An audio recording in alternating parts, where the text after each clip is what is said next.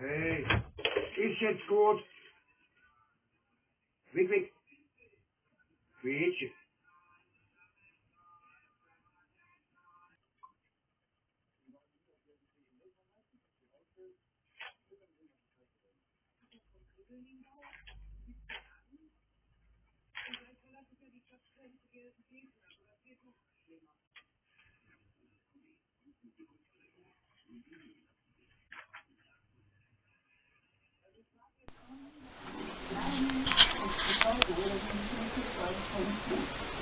Gar keine Ahnung von.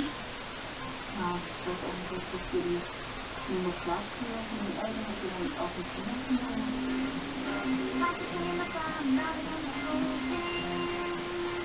Hey, was ist denn hier für einer? Hallo! Ja, das ist ja schon mal schön, dass das auch hier ist. Komm mal her!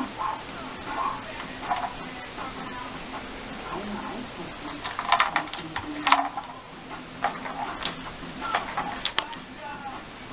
Ich kann mir grundsätzlich nicht vorstellen, irgendwo an der Wohnung zu leben, weil ich das einfach gewohnt bin, eine Platz zu haben.